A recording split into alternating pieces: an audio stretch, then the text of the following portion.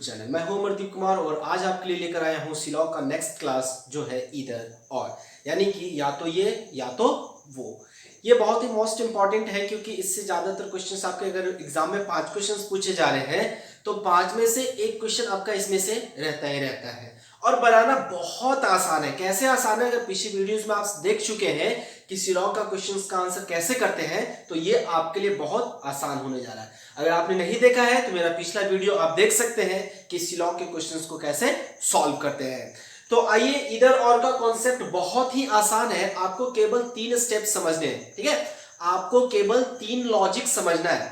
अगर वो 3 लॉजिक आप समझ लेते हैं तो रिमेनिंग आपका इधर और का जो क्वेश्चन होगा वो कभी भी गलत नहीं होने जा रहा। वो 3 स्टेप आप समझते हैं और उसके बाद आपके पास इधर और का क्वेश्चन आपके पास कभी भी गलत नहीं होने जा रहा है। तो अभी तक यदि आपने मेरे चैनल को सब्सक्राइब नहीं किया है तो सबसे पहले चैनल को सब्सक्राइब करना है और बेल आइकन को प्रेस करना है ताकि मेरे नए वीडियो का नोटिफिकेशन आपको यूं ही मिलता रहे।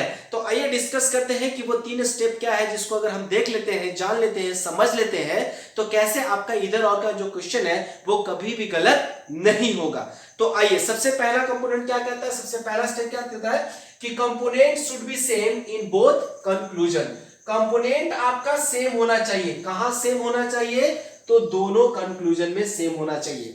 अब देखो, इधर और का जब भी आंसर होने जा रहा है तो वो हमेशा दो ही कंक्लूजन के बीच में होगा। यानी कि जो दो कंक्लूजन है तो आपका ये होगा कि या तो ये वाला या तो ये वाला, इधर 1 और 2, इस तरह से। कभी भी ऐसा दिमाग में मन में सवाल हो सकता है कि क्या इधर और का क्वेश्चन 3 कंक्लूजन के बीच में किया जा सकता है? बिल्कुल नहीं। इधर और का जो क्वेश्चन होगा वो हमेशा आपका 2 ही कंक्लूजन के बीच में हो सकता है। आपका जो इधर और होगा वो हमेशा कितना? 2 कंक्लूजन के बीच में होगा। तो पहला आपका क्या कहता है कि फर्स्ट स्टेटमेंट क्या कहता है कि जो दोनों कंक्लूजन का कंपोनेंट होना चाहिए, ठीक है, दोनों कंक्लूजन का जो कंपोनेंट होना चाहिए वो क्या होना चाहिए? सेम होना चाहिए। जैसे कि अगर पहला कंक्लूजन में आपसे बोला गया है सम ए आर बी, तो दूसरे में भी ए और बी होना चाहिए। तो इस तरह से दोनों कंक्लूजन का कंपोनेंट सेम होना चाहिए। अब यहां पर ब्रैकेट में मैं इसको लिखा हूं, क्या लिखा हूं कि position doesn't matter. Position matter नहीं करता है। यानी कि पहले वाले कंक्लूजन में अगर ए पहले लिखा गया है और बी बाद में लिखा गया है और दूसरे वाले कंक्लूजन में बी पहले लिखा जाता है, ए बाद में लिखा जाता है, तो ये चीजें मैटर नहीं करती है। बस हमें क्या देखना है कि दोनों कंक्लूजन में आपका कंपोनेंट जो होगा वो क्या होना चाहिए? सेम होना चाहिए। अब आते हैं सेकंड पॉइंट पे। तो सेकंड पॉइंट आपसे क्या कहता है कि both conclusion should be doubtful. दोनों कंक्लूजन जो होना चाहिए वो दोनों का दोनों डाउटफुल होना चाहिए। अब आपको मैं बता चुका हूं पिछले वीडियोस में कि डाउटफुल क्या होता है, कैसा कंक्लूजन आपका डाउटफुल होता है। तो वो सर्कल जिनके बीच में डायरेक्ट रिलेशन नहीं होता है वो क्या होता है? डाउटफुल होता है। बाकी का डिटेल्स के लिए आपको पीछे का वीडियो देखना पड़ेगा। डाउटफुल वाले को हम लोग क्या करते थे? क्या डाउटफुल वाले को पूरी तरह से गलत करते थे? नहीं।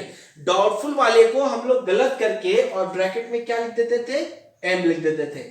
एम का मतलब क्या होता था कि मे बी और मे नॉट बी, यानी कि ऐसा हो भी सकता है और नहीं भी हो सकता है। तो उस तरह के कंक्लूजन को क्या बोलते हैं? डाउटफुल बोलते हैं। तो पहला कंडीशन क्या बोला गया कि दोनों कंक्लूजन में कंपोनेंट सेम होना चाहिए। दूसरा कंक्लूजन, दोनों कंक्लूजन आपका डाउटफुल होना चाहिए। और तीसरे पॉइंट में क्या बोला गया है कि जो दो कंक्लूजन होगा आपके पास, ठीक है, जो 2 कंक्लूजन होगा आपके पास उन 2 में से एक आपका पॉजिटिव होना चाहिए और एक आपका नेगेटिव होना चाहिए। वो जो 2 कंक्लूजन आपके पास होंगे उन 2 कंक्लूजन में क्या देखना बाबू? एक कंक्लूजन आपका पॉजिटिव होना चाहिए और दूसरा कंक्लूजन नेगेटिव होना चाहिए। तो ये मेनली 3 पॉइंट्स हैं जिससे आप आंसर कर सकते हैं और इधर और का क्वेश्चन आपका कभी भी गलत नहीं होगा। आइए कुछ क्वेश्चन से, कुछ एग्जांपल से इसको समझते हैं कि कैसे आप इधर और का क्वेश्चन कर सकते हैं और वो गलत नहीं होगा। केवल ये 3 स्टेप हम देखेंगे और हमारा पता चल जाएगा कि कैसे क्या होना है। एक बार फिर से मैं तेजी से रिपीट कर दे रहा हूं। पहला चीज कि दोनों का कंपोनेंट सेम होना चाहिए, पोजीशन मैटर नहीं करता है, दोनों कंक्लूजन डाउटफुल होना चाहिए और तीसरा एक पॉजिटिव और एक नेगेटिव होना चाहिए। इसके बाद अगर ये तीनों कंडीशन फुलफिल करेगा तो वो कंक्लूजन जो होगा वो आपका ईदर और के केस में चला जाएगा। तो आइए देखते हैं, आइए क्वेश्चन से समझते हैं। तो पहला क्वेश्चन आपके पास क्या है बाबू, some B R C all D R E some B R E बना लिए। अब आपको मैं क्या बताया, पहले तो आप कंक्लूजन को चेक करेंगे अपने फिगर में कि क्या हो रहा है। तो सबसे पहला है सम ई आर सी। तो देखो सी का सर्कल यहां पर है और ई का सर्कल यहां पर है, क्या दोनों में डायरेक्ट रिलेशन है आपके पास? तो आपके पास दोनों में डायरेक्ट रिलेशन नहीं है, तो ये क्या हो जाएगा, इधर डाउटफुल रिलेशन होगा ना। देखो सी का रिलेशन बी से है और बी का रिलेशन ई से है, लेकिन क्या ई का रिलेशन सी से है या सी का रिलेशन ई से है? तो हम कुछ भी नहीं कर सकते हैं। तो यहां पर यह कहा जा सकता है कि ई और सी के बीच में रिलेशन हो भी सकता है और नहीं भी हो सकता है, यानी कैसा रिलेशन होगा, डाउटफुल होगा। तो पहले वाला को गलत करेंगे और क्या कर लेंगे, डाउटफुल कर लेंगे। दूसरे वाले में बोला गया सम सी आर नॉट ई, कुछ सी जो है वो ई नहीं है, कुछ सी जो है वो ई नहीं है। अब इसको ध्यान से समझना है, देखो सी यहां पर है और ई यहां पर है, दोनों में डायरेक्ट रिलेशन नहीं है। इट मींस क्या कहा जा सकता है कि कुछ सी जो है वो ई हो भी सकता है और नहीं भी हो सकता है, और बीच में दोनों के पास डायरेक्ट रिलेशन है भी नहीं। तो ये कैसा रिलेशन हो जाएगा, डाउटफुल हो जाएगा। तब हम इसको क्या करेंगे, गलत कर लेंगे। अब पहला चीज मैं आपको 3 पॉइंट बताया था कि बस 3 ही पॉइंट आपको चेक करने हैं कि अगर वो 3 पॉइंट फॉलो कर जाता है किसी भी कंक्लूजन में, अगर वो 3 पॉइंट आपको फॉलो कर जाता है देन वो आपका इधर और का केस हो जाएगा। तो आइए पहला पॉइंट क्या आपको बोला गया था, तो फर्स्ट पॉइंट में बोला गया था कि कंपोनेंट आपका सेम होना चाहिए। तो आइए कंपोनेंट देखते हैं कि आपको कंपोनेंट सेम है। तो देखो इसमें भी ई है और यहां पर भी ई है, यहां पर देखते हैं तो यहां पर सी है और यहां पर सी है, यानी कि पहला पॉइंट आपका बिल्कुल इसमें दिख रहा है। क्या था पहला पॉइंट, कि दोनों में कंपोनेंट जो होना चाहिए वो सेम होना चाहिए। तो फर्स्ट वाले कंक्लूजन में ई और सी है और सेकंड वाले कंक्लूजन में भी सी और ई है, यानी कि कंपोनेंट सेम हो रहा है। अब दूसरा पॉइंट क्या कहा गया था, तो दूसरे पॉइंट में बोला गया था कि दोनों कंक्लूजन जो होना चाहिए वो डाउटफुल होना चाहिए। दोनों कंक्लूजन क्या होना चाहिए, डाउटफुल होना चाहिए। तो आप देख सकते हैं दोनों जो गलत किए हैं वो कैसे गलत किए हैं, डाउटफुल की वजह से गलत किए। ना तो ये पूरी तरह से सही है ना ये पूरी तरह से गलत है, यानी कि ऐसा हो भी सकता है और नहीं भी हो सकता है। तो हम परेशानी में थे तो इसको क्या कर लिए, गलत कर लिए और ब्रैकेट में एम लिख लिए, यानी कि ऐसा हो भी सकता है और नहीं भी हो सकता है। अब आते हैं तीसरे पॉइंट पे। तो तीसरा पॉइंट आपका कहता था, क्या कहता था, कि दोनों में से कोई भी एक कंक्लूजन पॉजिटिव होना चाहिए और एक कंक्लूजन नेगेटिव होना चाहिए। तो आप यहां बिल्कुल क्लियर देख सकते हैं, पहला वाला कंक्लूजन जो है वो आपका क्या है, पॉजिटिव है। कैसे पता चल रहा है कि पॉजिटिव है, तो इसमें कहीं पर भी नो वर्ड का यूज नहीं किया गया है, यानी कि क्लियरली है कैसा, पॉजिटिव कंक्लूजन है। सेकंड वाले में आते हैं तो यहां पर नॉट का यूज कर दिया गया, यानी कि सेकंड कंक्लूजन कैसा हो गया, नेगेटिव हो गया। तो फर्स्ट कंक्लूजन आपका पॉजिटिव है और सेकंड कंक्लूजन नेगेटिव है। क्या तीनों कंडीशन फुलफिल कर रहा है, तो बिल्कुल फुलफिल कर रहा है। कैसे, तो दोनों में कंपोनेंट सेम है, दोनों डाउटफुल है, एक पॉजिटिव है और एक नेगेटिव है। तो ऐसा जहां भी दिखता है हम डायरेक्ट आंसर कर लेंगे क्या, कि ईदर 1 और 2, ये आपका करेक्ट आंसर हो जाएगा। यानी कि या तो मेरा पहला वाला सही होगा या तो दूसरा वाला सही होगा, ना तो दोनों सही है और ना ही दोनों गलत है, दोनों में से कोई एक सही और एक गलत है। आइए इस पर आते हैं। तो आपको बोला गया ऑल ए आर बी, तो ऑल ए आर बी को बना लिए, ऑल ए आर बी बना लिए। दूसरा नो बी आर सी बना लिए। तीसरा सम सी आर डी, तो सम सी आर डी में एक चीज यहां पर समझिएगा अच्छे से, ए जो है वो बी के अंदर है, ठीक है, ए कहां है, बी के अंदर है, और बी का रिलेशन किससे मना हो गया, सी से मना हो गया। बी का रिलेशन किससे मना हो गया, सी से मना हो गया। अब इसको ध्यान से समझना है। तो बी के अंदर जितने भी एलिमेंट्स होंगे, बी के अंदर जितने भी एलिमेंट्स होंगे उन सब का रिलेशन मना हो जाएगा। किससे मना हो जाएगा, तो सी से मना हो जाएगा। अब देखो डी का वो पोर्शन जो क्या हो गया बाबू, सी हो गया। डी का वो पोर्शन जो क्या हो गया, सी हो गया, वो कभी भी आपका बी नहीं हो सकता।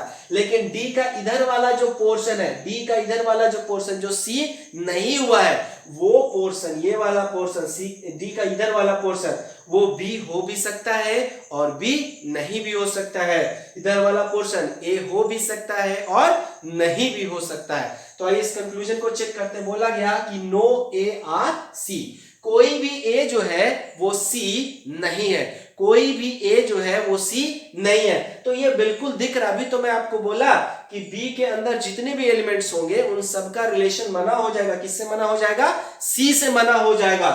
तो बी का रिलेशन ऑलरेडी सी से मना है और बी के अंदर जितने भी एलिमेंट्स होंगे उन सारे एलिमेंट्स का रिलेशन सी से मना हो जाएगा।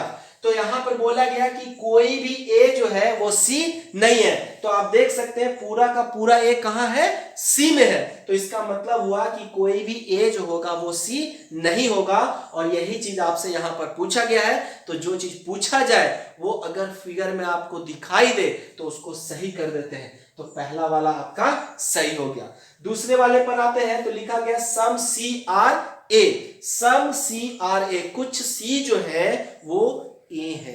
ये तो डेफिनेटली फॉल्स होगा। कैसे डेफिनेटली फॉल्स होगा, क्योंकि यहीं पर दोनों के बीच में रिलेशन बना हो गया है। और ऐसे भी जब आप नो ए आर सी यहां ऑलरेडी सही कर चुके हैं तो सम सी आर ए तो सही होने नहीं जा रहा है, क्योंकि नेगेटिव में कभी भी पॉजिटिव कंक्लूजन सही नहीं होता है और पॉजिटिव वाला में नेगेटिव वाला सही नहीं होता है। तो यहां पर आप नेगेटिव में ऑलरेडी इसको सही कर चुके हैं, यानी कि पॉजिटिव में ये क्या हो जाएगा, पूरी तरह से गलत हो जाएगा। अब ध्यान दीजिएगा, तो पहला पॉइंट क्या कहता था कि दोनों का कंक्लूजन, दोनों का कंपोनेंट आपका सेम होना चाहिए। तो देख लीजिए ए ए सी सी, कंपोनेंट तो आपका सेम है दोनों में, ए और सी सेम दोनों में सेम है। देखो पोजीशन मैटर नहीं करता है, पोजीशन मैटर नहीं करता है कि कौन आगे लिखा गया है और कौन पीछे लिखा गया है, ठीक है। पोजीशन बिल्कुल भी मैटर नहीं करता है, बस आपको देखना क्या है कि कंपोनेंट सेम होना चाहिए। तो यहां पर बिल्कुल क्लियर दिख रहा है कि कंपोनेंट आपका सेम है।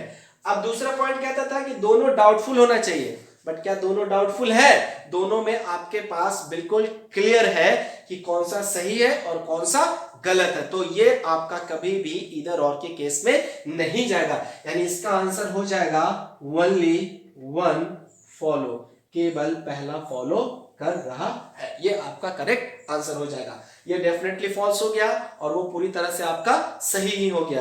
तो इधर और का केस जाने का इसमें भी पॉसिबिलिटी, आपका इधर और का केस ही खत्म हो गया कि ये कभी भी इधर और में नहीं जाएगा। क्यों नहीं जाएगा, तो ये बिल्कुल साफ दिख रहा है यहाँ पर कि ये आपका सही हो गया और ये गलत हो गया। ये इधर और के केस में कब जाता बाबू, अगर ये दोनों का दोनों डाउटफुल हो जाता। और ध्यान दो, ये एक नेगेटिव है और एक पॉजिटिव है, एक नेगेटिव एक पॉजिटिव है, दोनों का कंपोनेंट भी सेम है, बट एक कंडीशन जो है वो आपका इसमें फुलफिल नहीं किया है और उसके वजह से ये इधर और के केस में नहीं जाएगा। और वो कौन सा कंडीशन है, तो दोनों डाउटफुल आपका नहीं है। तो ध्यान रखिएगा हमेशा, वो अगर 3 पॉइंट्स में से कोई भी एक पॉइंट अगर मिसिंग है तो कभी भी आपका कंक्लूजन जो है वो इधर और के केस में नहीं जाएगा। तो ये था इधर और का कॉन्सेप्ट, जिसको आप बहुत आसान तरीके से बना सकते हैं। बाकी का आपको क्वेश्चंस प्रैक्टिस के लिए चाहिए होगा तो आप मेरे टेलीग्राम चैनल पे जुड़ सकते हैं और वहां पर आपको बहुत सारे टॉपिक्स का, बहुत सारे चैप्टर का बिल्कुल आपको पीडीएफ प्रोवाइड होगा। टेलीग्राम चैनल का लिंक मैं आपको डिस्क्रिप्शन में दे दे रहा हूं, जहां पर से आपको वो मिल जाएगा, वहां से आप ज्वाइन कर सकते हैं और वहीं पर आपको पीडीएफ मिलेगा। अगर सेशन आपको अच्छा लगा हो तो कमेंट जरूर कीजिए, शेयर कीजिए, लाइक कीजिए, सब्सक्राइब कीजिए। और क्या करना है, नेक्स्ट वीडियो को आपको देखना है कि नेक्स्ट वीडियो में मैं आपको डिस्कस करूंगा, क्या डिस्कस करने वाले हैं। तो नेक्स्ट वीडियो का जो डिस्कशन होगा वो पॉसिबिलिटी का होगा।